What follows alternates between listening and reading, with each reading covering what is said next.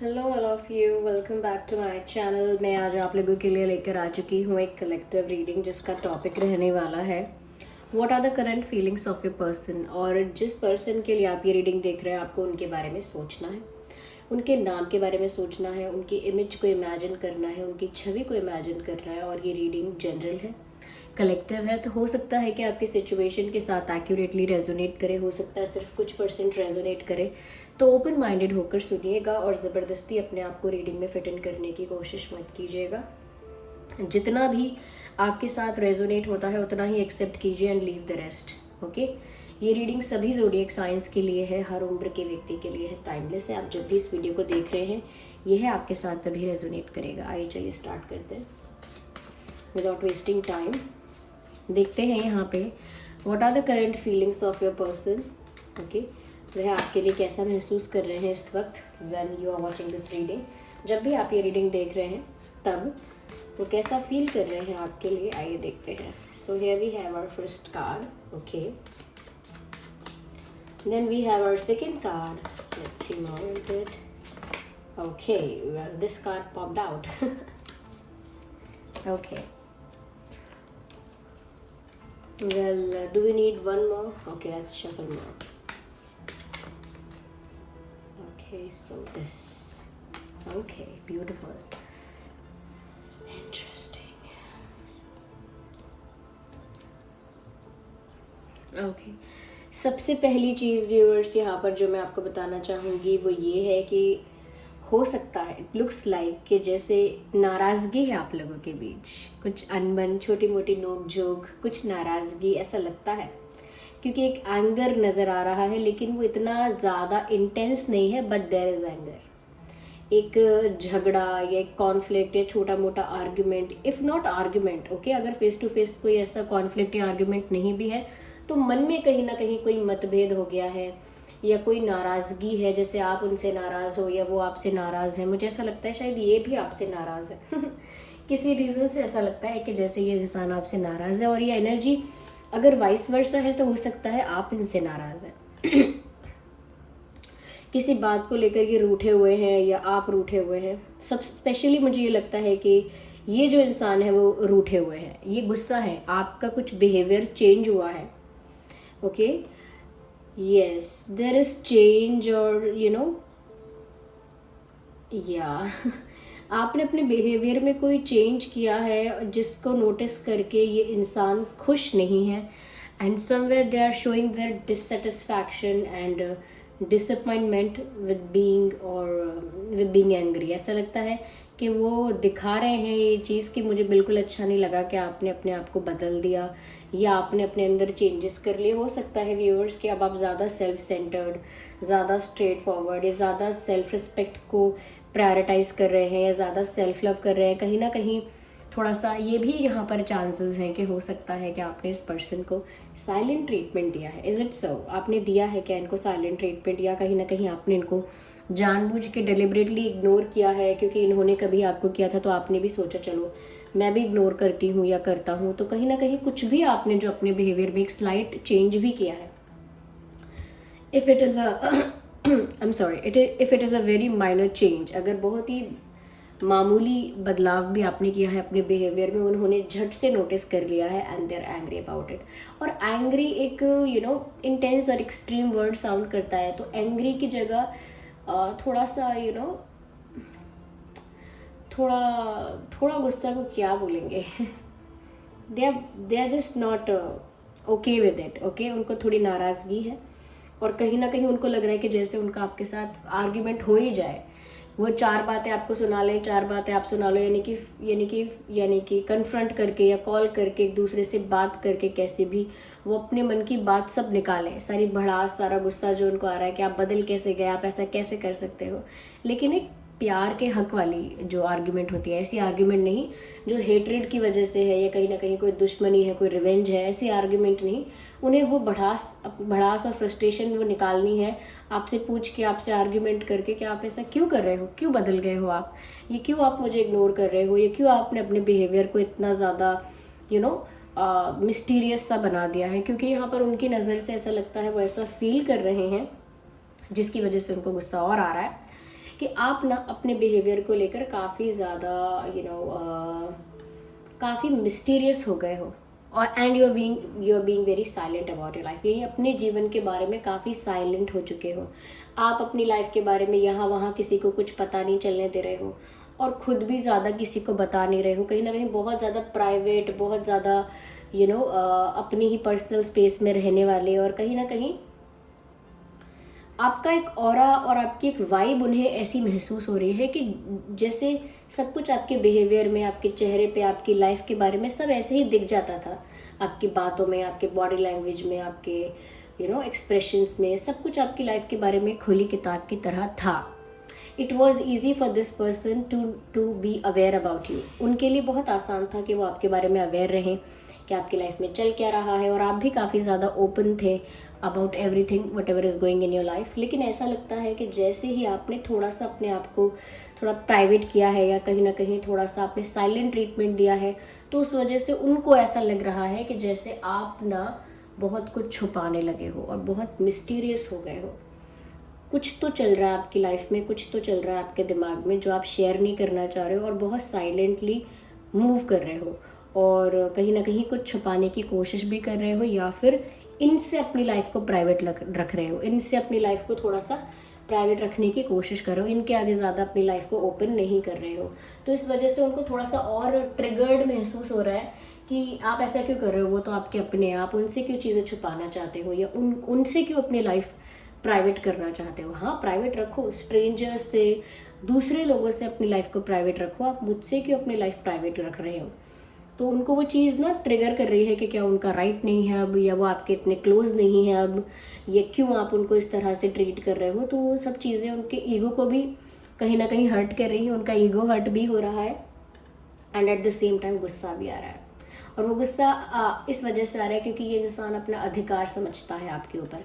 कहीं ना कहीं डेफिनेटली अगर आपने भी कुछ ऐसा स्पेस मेंटेन किया है, साइलेंट ट्रीटमेंट आप दे रहे हो, या आप भी इग्नोर कर रहे हो, या कहीं ना कहीं बहुत सारी चीज़ों के लिए आप भी अब थोड़े से प्राइवेट हो गए हो, तो हो सकता है वो इन्हीं के किसी बिहेवियर का कॉन्सिक्वेंस है। उन्होंने कुछ ऐसा किया है, कुछ बोला है, या कुछ ऐसा पास्ट में किया है, जिसकी वजह से आपने भी एज ए रिजल्ट डिसाइड किया कि आप भी अपना बिहेवियर थोड़ा सा मोल्ड करोगे, थोड़ा सा चेंज करोगे, और वो चेंज्ड बिहेवियर इनको पसंद नहीं आया, रास नहीं आया। जैसे कह सकते हैं कि यानी कि इनको अपनी ही जब दवाई का स्वाद चखना पड़ा तो उनको वो अच्छा नहीं लगा, बेस्वाद लगा। तो यस, आपने उन्हें उन्हीं की दवा ही चखाई है। लेकिन अब हो बिल्कुल इनोसेंट इस सिचुएशन में, क्योंकि आप मिस्टीरियस भी हो, साइलेंट ट्रीटमेंट भी दे रहे हो, कहीं ना कहीं थोड़ा चेंज भी हो गया है आपका बिहेवियर, लेकिन उसके बाद भी आप ऐसा एक्ट नहीं कर रहे हो कि जैसे आपने ज़्यादा कुछ किया है, या ज़्यादा कुछ एफर्ट लिया है, या ज़्यादा कुछ इग्नोर करने की कोशिश करो। आप रहे बिल्कुल ऐसे ही रहे हो जैसे बिल्कुल नेचुरल, कैजुअल, नॉर्मल। तो उसकी वजह से उन्हें और गुस्सा आ रहा है, उसकी वजह से वो और फ्रस्ट्रेट हो रहे हैं कि एक तो आपने चेंज कर लिया है अपने आप को, अपने बिहेवियर को, और ऊपर से ऐसे प्रिटेंड करते हो जैसे कुछ हुआ ही नहीं, nothing happened, it is just like that, ऐसा ही तो है, ऐसा ही तो होता है, इसमें मैंने क्या नया कर दिया। तो ये जो एटीट्यूड आपका वो देख रहे हैं, वो उनको और ज़्यादा इमोशनली भी ट्रिगर कर रहा है, गुस्सा भी दिला रहा है, उनके सारे इमोशंस ऊपर नीचे हो चुके हैं, ऐसा लगता है। साथ ही साथ व्यूअर्स ऊपर से दिखा रहे हैं मुझे इतना गुस्सा आ रहा है, मुझे ना इतना फ्रस्ट्रेशन हो रहा है, मुझे कभी मौका मिलेगा तो मैं ये सुना दूंगी, वो सुना दूंगा, मैं ये कह दूंगी, मैं मुंह पे वो कह दूंगा, इस तरह से गुस्सा इकट्ठा हो रहा है। लेकिन इन एक्चुअली अगर अंदर से जाने तो ये इंसान अंदर से वीक होता जा रहा है। ऑफ कोर्स अगर ये सारा चेंजेस देखेंगे तो वो ऐसा दिखाना ही पड़ेगा कि मुझे गुस्सा आ रहा है, देखो मुझे बहुत गुस्सा आ रहा है, मैं कुछ कह बैठूंगी, मैं कुछ कह दूंगा, ये सब चीज़ें मुझे अच्छी नहीं लग रही हैं, I am getting offended and stuff like that. लेकिन अंदर से क्या चल रहा होगा उस इंसान के अंदर से, उसे तकलीफ हो रही है,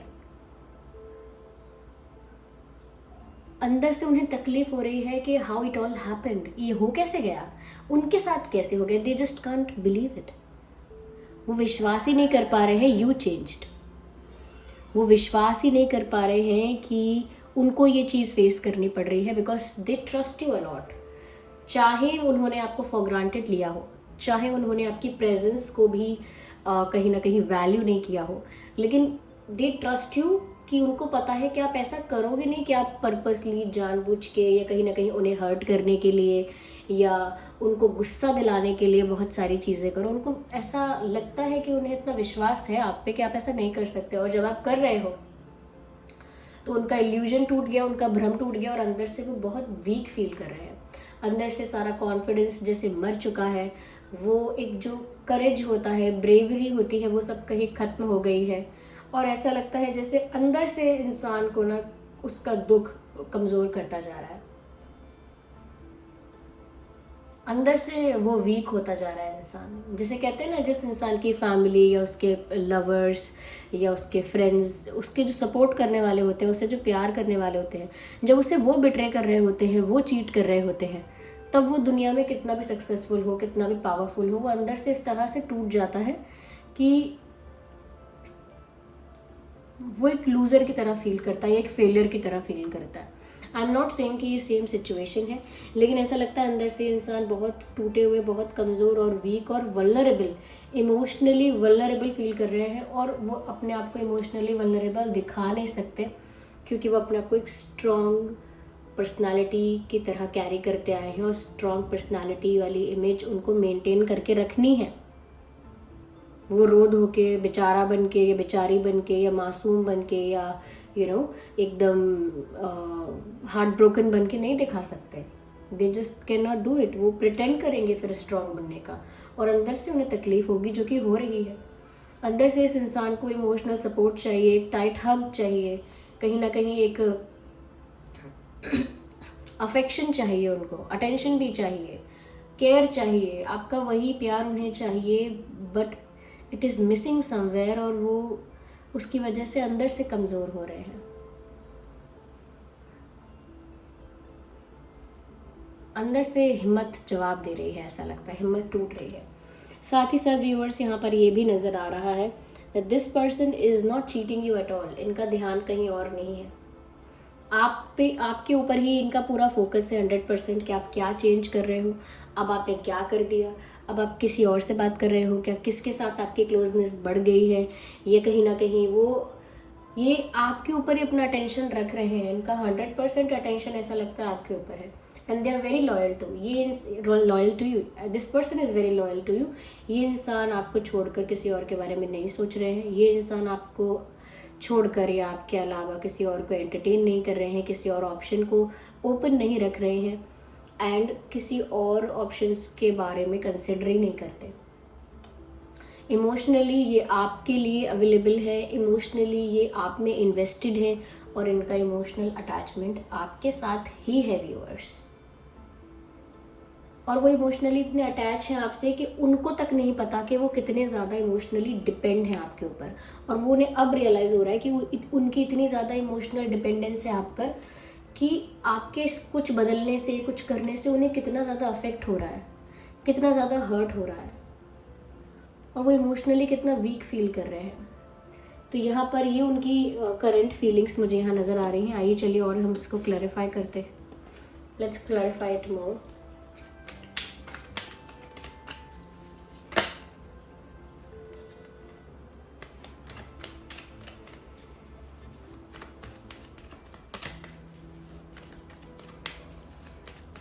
वो तो एक स्वीट एंड इनोसेंट, या कह सकते हैं गिल्टी, बट इमोशनल और सेंसिटिव टाइप ऑफ एनर्जी में चले गए हैं, या weak vulnerable type of energy में चले गए हैं, और आपको वो ऐसी एनर्जी में देख रहे हैं जो बहुत कूल है, चिल है, बहुत एटीट्यूड में भी है, कहीं ना कहीं बहुत क्लासी है, कहीं ना कहीं बहुत कह सकते हैं बहुत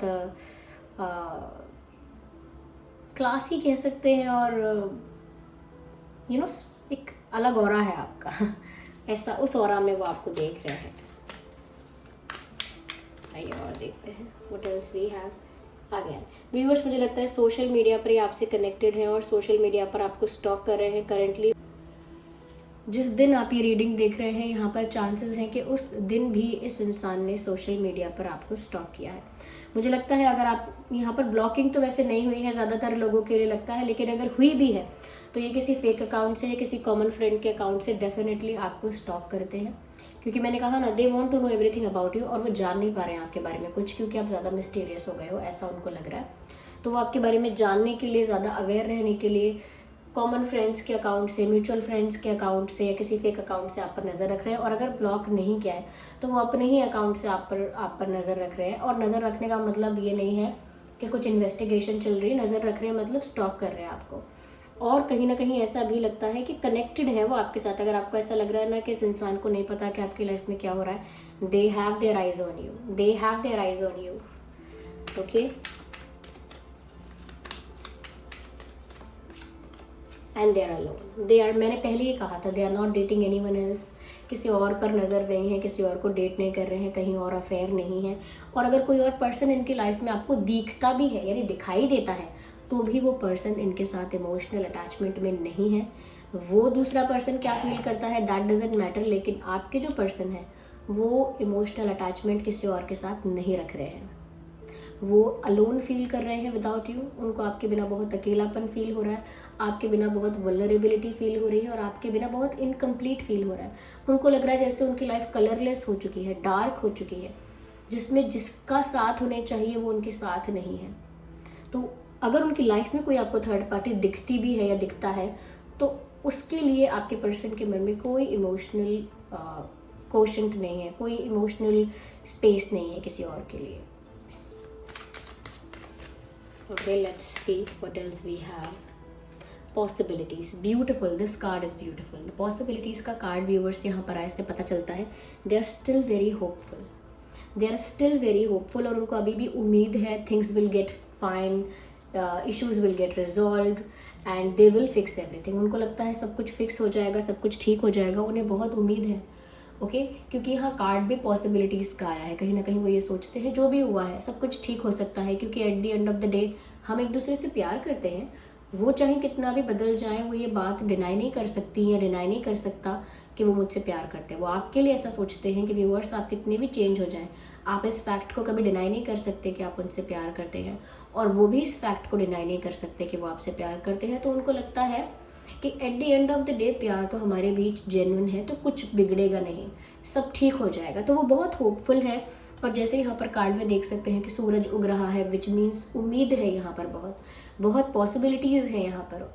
उम्मीद की जो किरण यहाँ नज़र आई है, उसकी वजह से उनको बहुत विश्वास आज भी है। मैंने कहा ना, ये इंसान बहुत ट्रस्ट करते हैं आपको। ये ऐसा सोच रहे हैं कि आप ऐसा क्यों कर रहे हो, क्योंकि उनका विश्वास आपके ऊपर बहुत ज़्यादा है कि आप ऐसा नहीं कर सकते। या देखिए व्यूअर्स, यहाँ पर ज़ोडिएक साइंस जो हो सकते हैं, स्पेशली मैं बोलूँगी कि वाटर साइन यहाँ पर हो सकता है, और फायर साइन। फायर और वाटर का बहुत डेडली कॉम्बिनेशन मुझे यहाँ पर लग रहा है। आप हो सकते हैं फायर वाटर, या फिर आपके पर्सन हो सकते हैं, यस हो सकता है आपके पर्सन वाटर साइन है, देयर आर चांसेस, ज़रूरी नहीं है। लेट्स सी कि वो आपको क्या कहना चाहते हैं। मैसेज देखते हैं उनकी तरफ से, हैंड रिटन मैसेजेस लेते हैं व्यूअर्स, एंड लेट्स सी कि और क्या फील कर रहे हैं।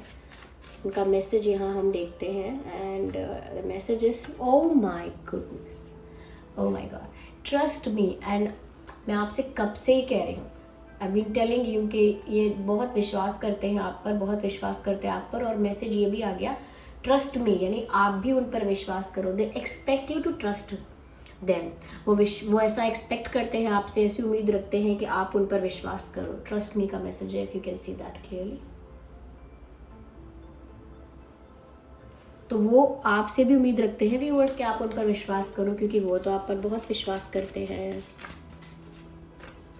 ओके, सो या हियर इज़ द कन्फेशन। यहाँ पर एक कन्फेशन देखेंगे आप, इमेच्योरिटी वॉज माई फॉल्ट। तो वो सामने से कह रहे हैं, और वो ऐसा फील कर रहे हैं करेंटली कि मेरी गलती थी इमेच्योरली बिहेव करना, इमेच्योरली एक्ट करना, सिचुएशन को इमेच्योरली हैंडल करना, सीरियस ना होना, लाइटली लेना, चीज़ों को वैल्यू ना करना। तो ये सब इमेच्योरिटी है, और वो एक्सेप्ट कर रहे हैं इस चीज़ को। Immaturity was my fault, immaturely behave करना मेरी गलती थी, एक्सेप्ट कर रहे हैं।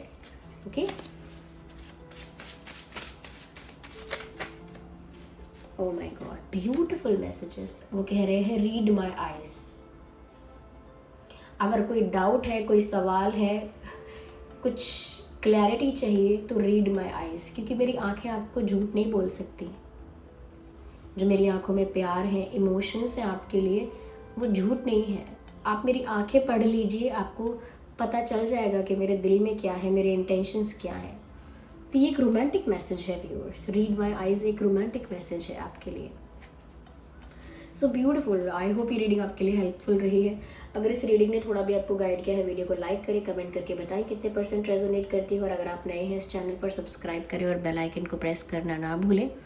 चलिए फिर मिलते हैं अगली रीडिंग में। तब तक के लिए bye bye family, bye bye angels, love you all, bye bye, take care.